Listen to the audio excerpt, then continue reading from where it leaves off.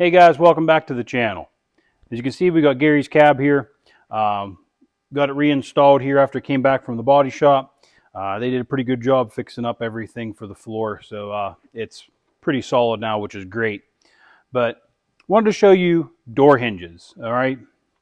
Now, Gary purchased these aftermarket hinges and powder coated them and had these ready to go. However, on the back here, we are using the crew cab hinges that I've come up with.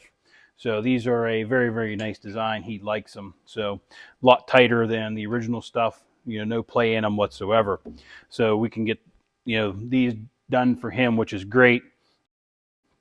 But I'm going to go ahead and try to show you how to get these hinges on and how to really get a door put on.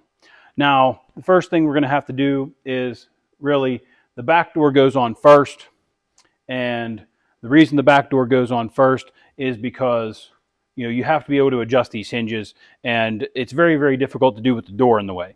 So this rear door, this front door, this fender. So you start at your back. And once you get your rear door aligned correctly, you can come up, step up to the front, and then do your front door, and then step up and do your fender. Now, we won't be able to do anything with the fender until we get this core support fixed. We have some issues with the core support. The mounts rotted out, so we'll get new ones of those before we can continue with that.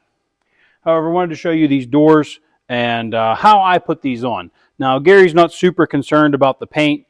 He did tell me that he wants to get the truck painted eventually and do everything all over again. But until that time comes, he's not going to be too worried about paint and everything. But at the same time, too, we're going to be careful and not damage anything more than already has been damaged. But I'm going to go ahead and show you this and show you how I put these doors on and show you how to align them. Now, all these hinges are on here. They're snug, but not super tight. And I have them adjusted as far forward as they will go. That way I can put the door on and not have to worry about it not fitting in the gap. So I'm going to go ahead, grab this rear door, and start putting it on. So you can see I have the door sitting here. Now, we didn't take any of the adjusters off, and you can see that this one's bad, so I do have another one of these. I may change it.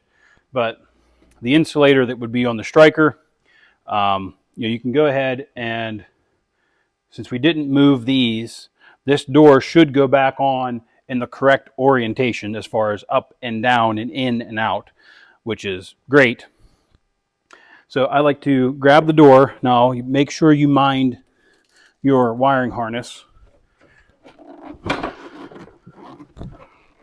Okay, so we'll start at the back here, get it kind of lined up. And now that the door is latched, you can come up here.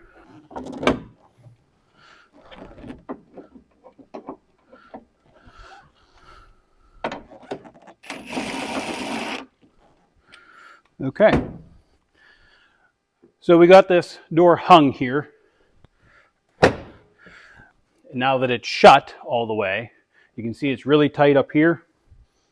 So what we can do is we can loosen these up a little bit. Now, like I said about your wiring harness, leave it out of the way here. But you loosen these up.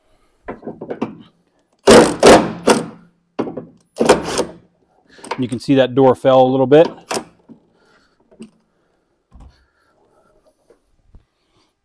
And you can kind of push it back a little bit and let your hinge be about where you need it to be.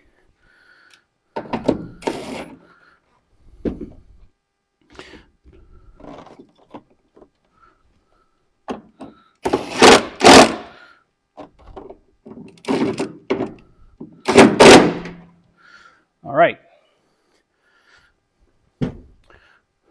So these hinges have an infinite amount of movement. They can go this way or this way, and then also your door can move this way and this way. So knowing which way that these are supposed to go can really help you in lining these up. Now, always anti-seize on these.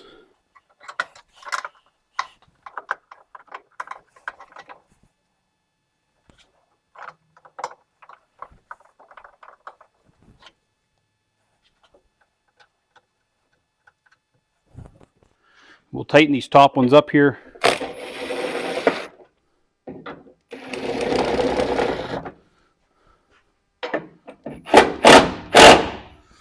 All right, so I have to loosen this bottom one up so that I can get the rest of these bolts on.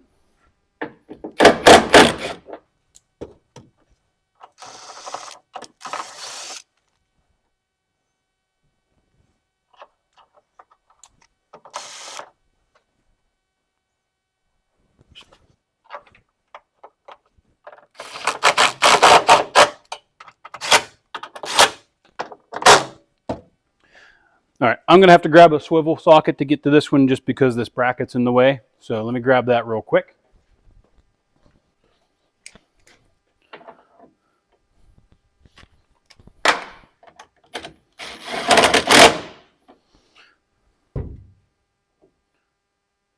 All right, so everything's snugged up here, and you can see we're tight up here, and there's a huge gap back here.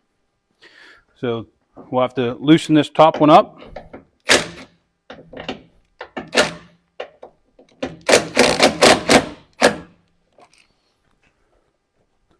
Okay, then you want to loosen this bottom one up a little.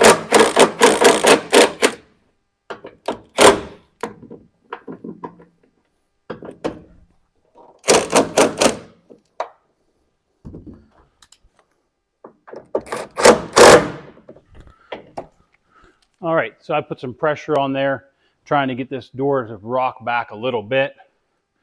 And I would like it to be back a little bit farther, but we're at the limit of the hinge here. So if we needed to go back any more than this, we are gonna have to take this hinge off and notch it, or put spacers between the actual door and the mating hinge here.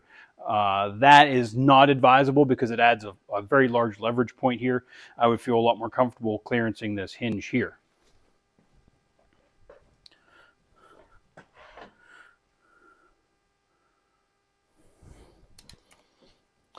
But we're going to try one more thing here. We're going to try to pick up on this door a little bit and see if that'll help rock that back a little.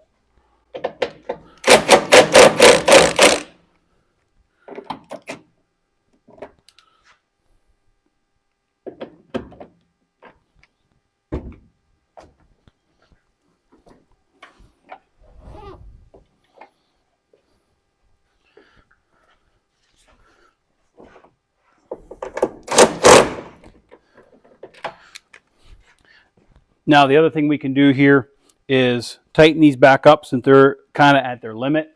And you can loosen the door here a little bit and try to pick up the front of the door as well. Now, that is also a way you can move this door like this.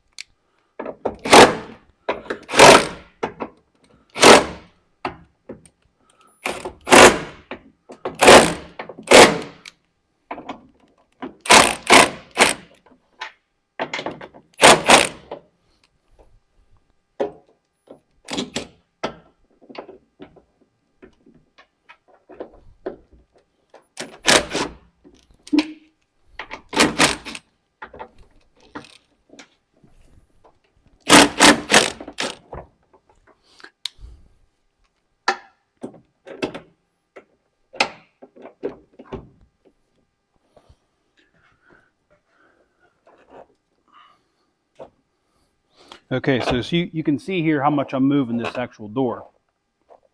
So I've got it pushed up here.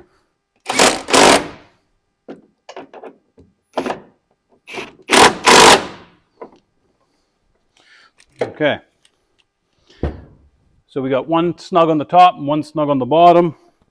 This door gap is pretty even. You can actually go ahead and try your door out. All right. And shuts pretty good. So we could probably adjust this gap a little bit more, which I'm probably going to do.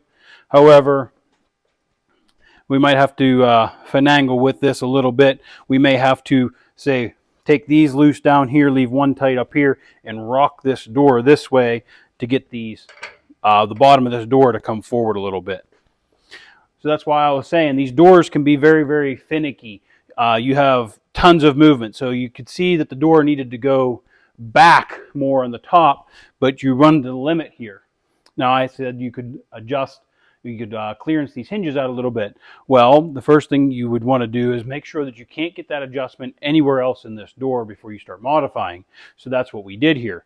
You know, we loosened up the door a little bit, picked it up, which will in turn perform the rocking feature that we needed, and that's what we got there. So now this door is probably where it needs to be, and I need to just pull this bottom hinge just a little bit forward. But before we start doing that, tighten up all the bolts you loosened.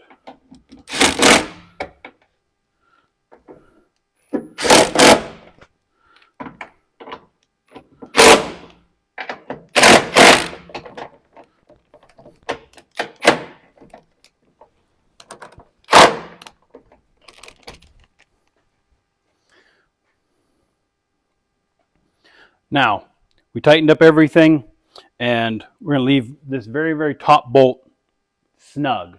So that way this door doesn't really want to move, but it'll still pivot on that bolt.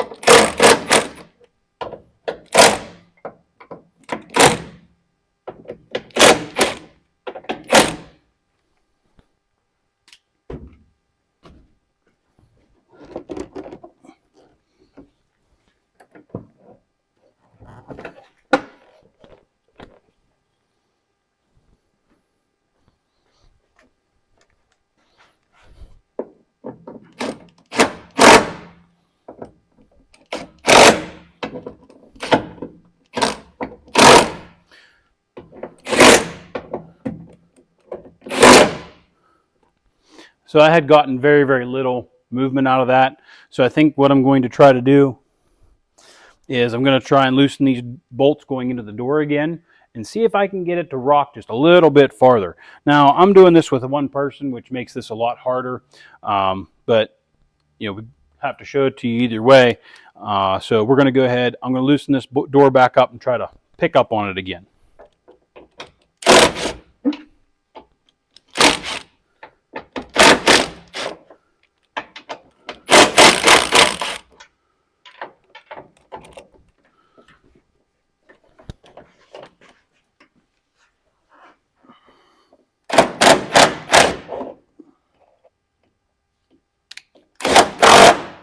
So we got a lot more out of it that time.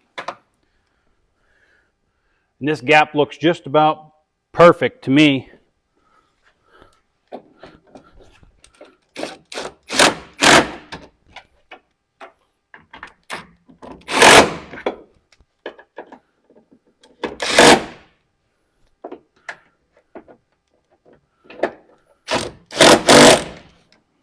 All right.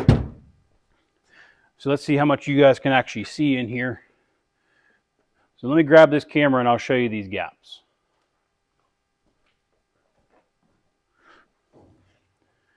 So you can see this gap is pretty good all the way through here. And the bottom looks pretty good all the way through as well. Now, this gap here also to be good. Now, if you look here this way, you can see we're hitting there. So I got to adjust this door this way now. Now, this is the fun of adjusting panels. You have infinite adjustments in here, like I said. So we're going to go ahead and pop this door out a little bit and get it adjusted. And then once you get it all set up, you can go ahead and put your wiring back in here.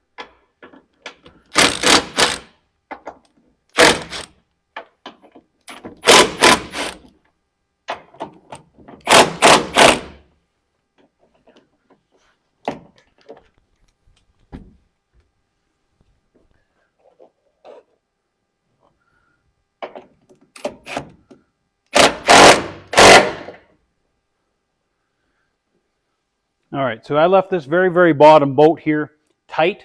That way we could pivot this door in and out without worrying about losing our up and down position. And this looks to be pretty good here. And the only thing that we're going to have to maybe adjust some more is once we put the front door on here, we may have to adjust this in and out depending on how the front door fits. However, that's what this striker's for the front. And if it matches the cab really, really well, then you shouldn't have to be doing that.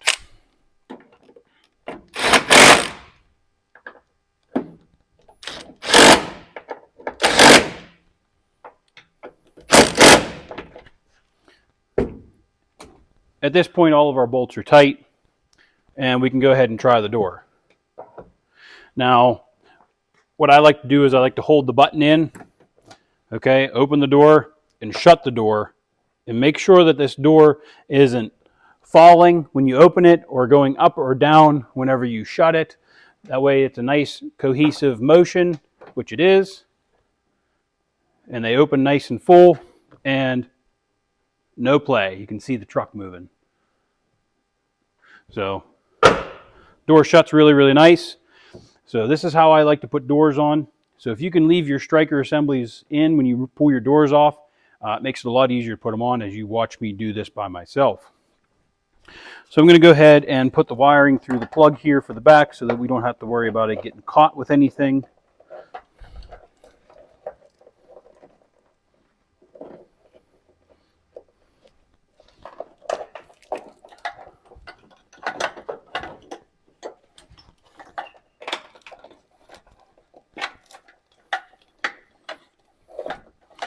And I'll put that grommet in a little bit later. Now I'm going to go ahead and change this striker out real quick. We'll put a little bit of a mark on there to make sure that we put it back in the same spot. I do have another striker here that has the bushing on it, so we're going to do that. One other thing to mention too is when you are doing this, you want to make sure that your seals are in place and in good condition. Obviously this one is shot. However, we're going to go ahead and use this seal for now. I know he has new ones coming, but it's going to be the same process as the rear door here. So when you do your rear door, you want to make sure that your rear door is lining up well here and also back here with the cab. And like I said, we cheated a little bit and left the strikers on so we didn't have to mess with the strikers. But I'm going to go ahead and get this door on, but we're going to change this striker first.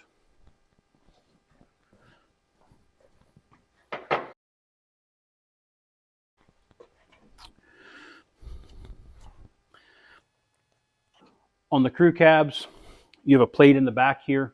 The rear doors don't have this plate, but they give you these little notches on here. They're little grippy things, so to speak, to hold the rear plate.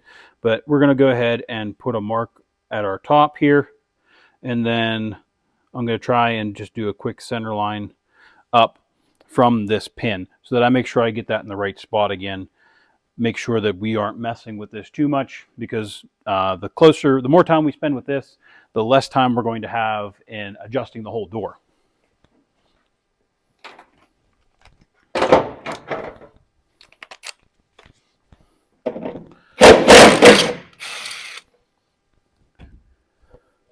So here's the old bushing, and I was talking about the plate that's behind.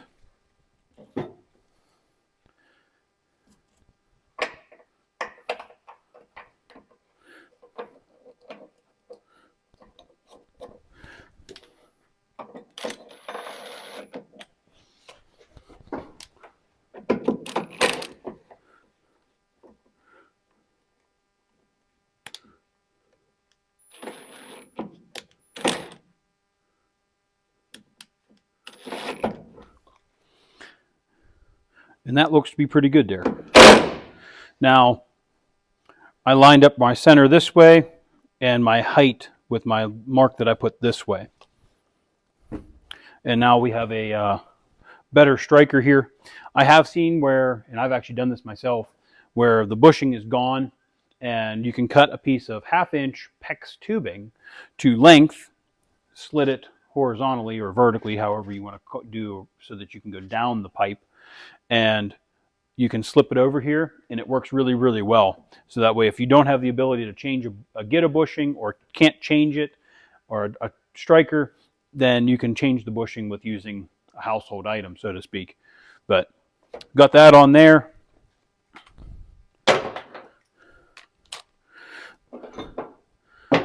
And now we have the driver's door to put on.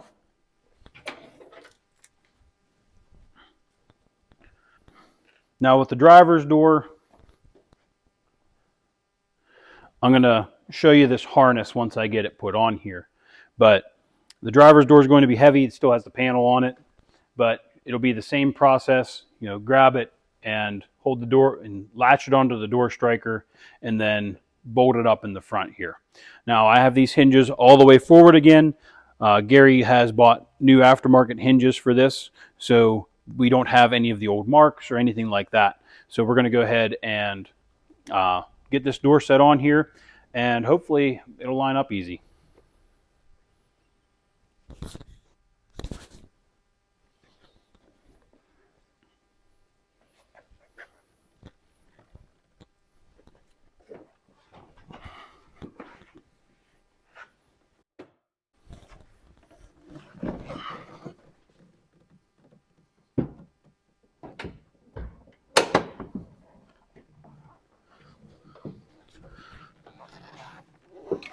Okay, so you can see I started with the door striker side first, and this thing even has this big old mirror on here, which makes it a little bit more difficult, but it was nice having the handle down here.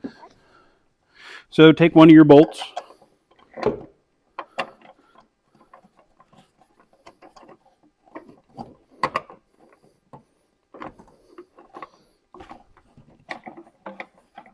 and get it started. All right. So here we have the door hung. There's only one bolt holding it in right now, but it is latched on the striker assembly, so it can't fall off of there.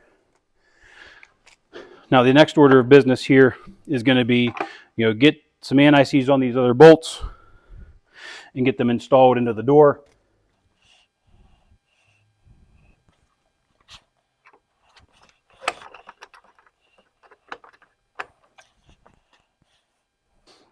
I also want to make mention that when I adjusted these hinges forward this way, I also held them up a little bit because you want to make sure that you're not rubbing the rocker when you install the door. That can cause you a little bit of a problem. If you want to try to preserve your paint on the bottom of the cab here on the rocker, then you want to make sure that you adjust these hinges up. Now, I did have it up a little bit. It doesn't look like it's quite enough. So before I tighten these bolts down on this door this way, we got to loosen these hinges up anyway to move them all around to make them fit right. I'll make sure I pick up on the door before we suck it all nice and tight there.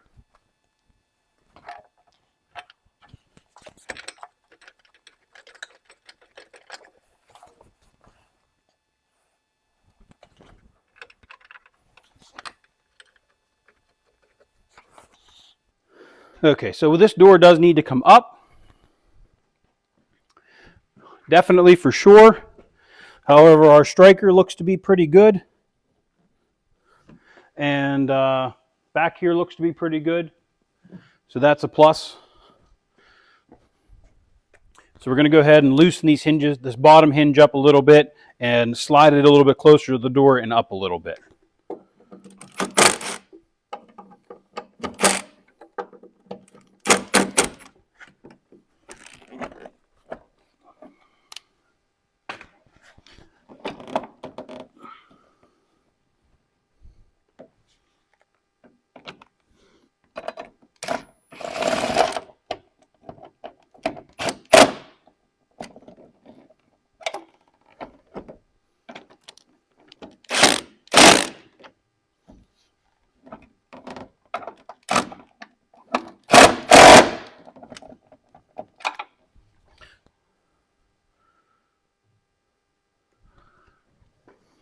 All right, so we got one bolt tight on the hinge on the cab side and one tight on the door. So we're going to go ahead and do the same thing for this one up here.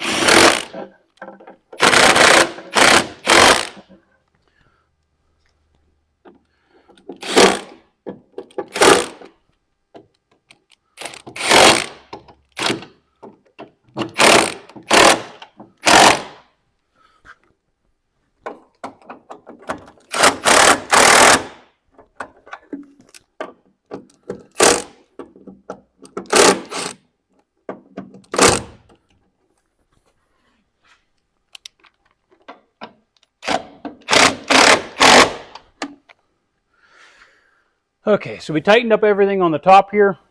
The bottom, I ended up having to loosen it off the cab again so that the hinge would sit nice on the door. And as you can see, this is why you do the rear door, the front door, and then the fender, because it just makes life a heck of a lot easier.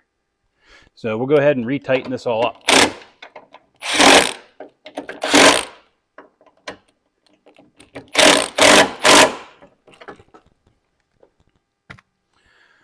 All right, so let's do a quick check here.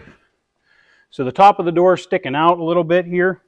The door does need to come back some more. We have a pretty big gap the whole way. So we will go ahead and loosen it up on the cab and kind of give it a little bit of a push that way. And the top of the door needs to go in, so we'll loosen the top ones again and rock the door in. But I think what we'll do first is we'll rock the door in. So we'll loosen the ones up here.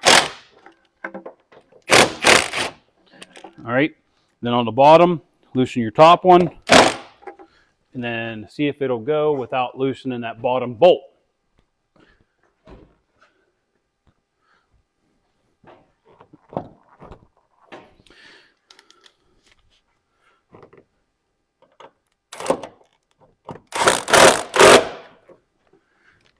All right. It's a lot better, but still needs to come back some more. So we'll go ahead, tighten up your door bolts on the hinge there. And then you can loosen your top one first.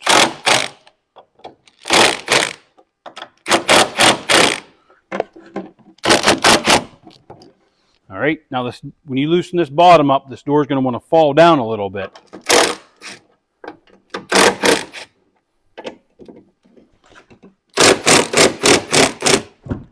So you saw the door move back there, all right? Now, was it too much? A hair too much. So we'll push it back forward a little bit there. Make sure we have a nice gap. You want this gap and this gap to be very, very similar.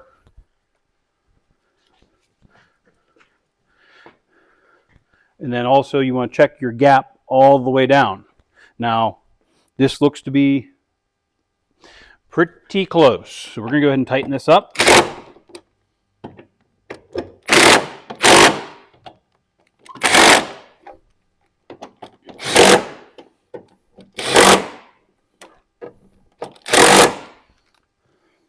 Now, the next thing is there is a seal in here. All right. So if you don't have this door tucked in there far enough this way, you can actually run into a lot of air and water leakage here. Now, this door does stick out a little bit more, so we're going to see if we can get it to push in a little bit more now that we've pushed it back.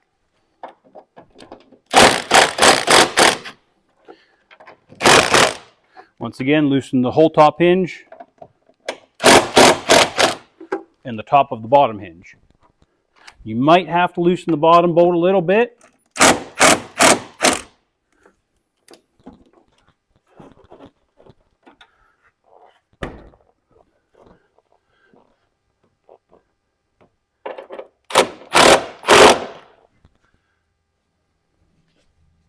And that's looks like to be about the limit of the travel on the door here.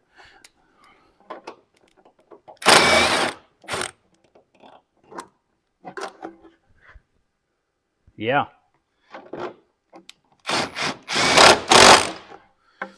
So that is as far in as that door is going to go. The only way to fix that is to pull it out on the bottom, which I really don't want to do. It does, however, look like this door could do this, but I can't get it to do that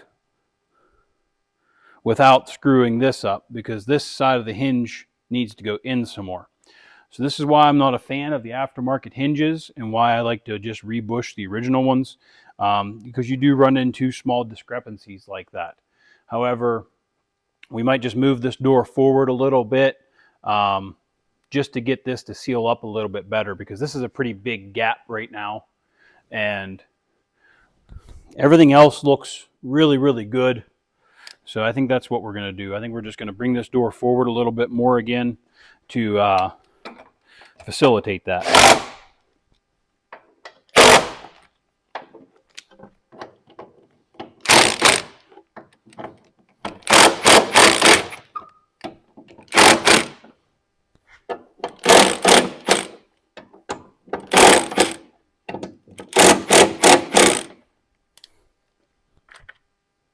So we've loosened everything up on the cab again. Give her a little pull.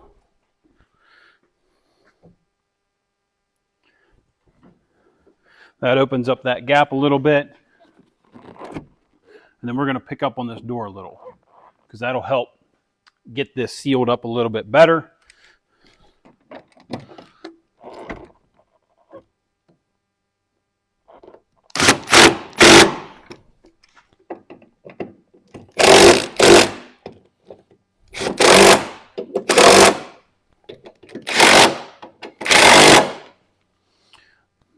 Now, if you're wondering why I keep tightening up every single bolt, it's because whenever you do this, the hinge wants to do leverage on the cab. So you can tighten up this inboard one, but leave these two tight, but it could also make that hinge want to teeter on that bolt. So it doesn't give you a very accurate adjustment.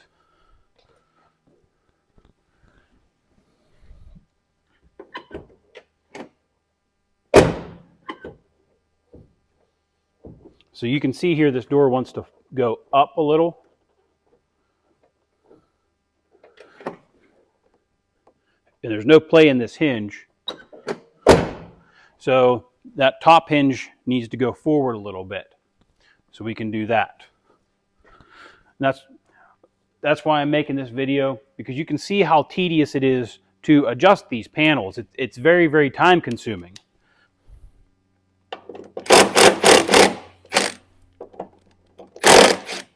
Once again, loosen your bottom two, leave your one in the center there.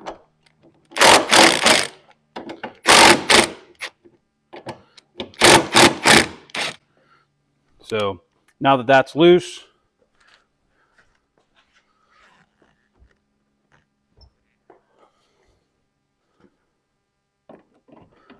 I'm going to open this door a little bit and pick up on it.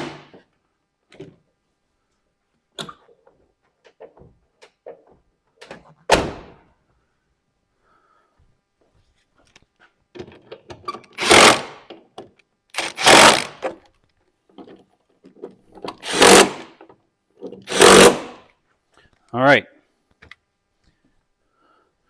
So now let's see how this shuts. Now you can see that that door does not move at all going up and down. And then your gap looks good down here, all the way through. The seal is sealing all the way up through here. We have a nice gap here. And then this is nice and even back here. So I'm going to go ahead and give you a visual on these.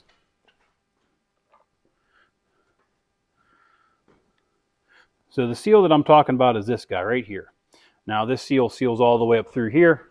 Okay, so you've got a nice gap all the way around. And as you can see, the hinges here, you've got 3 here and 2 there. Same on the bottom. Got a nice gap here. Nice and flush, both doors. All the way down to the bottom here. Now, watch. You'll see I press this. That door comes straight out like it should and shuts like it should. Same with this back door. See, it does not move. All right, that's what you want. You want to make sure that these body lines line up. You have all your gaps that are very, very close to each other. And then make sure that you're not rubbing anywhere on the bottom, in between, and then also, you know, in the front here.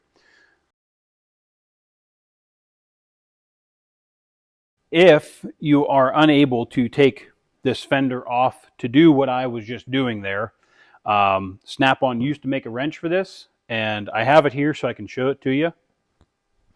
And it is here. Now this wrench is a little oddly shaped, as you can see.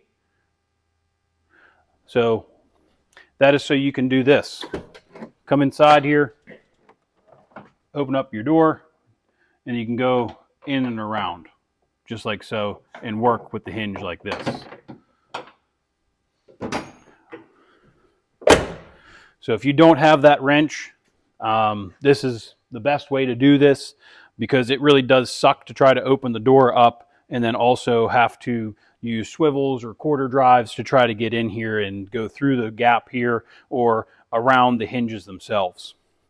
But one other thing I want to show you is you got this big long harness, okay?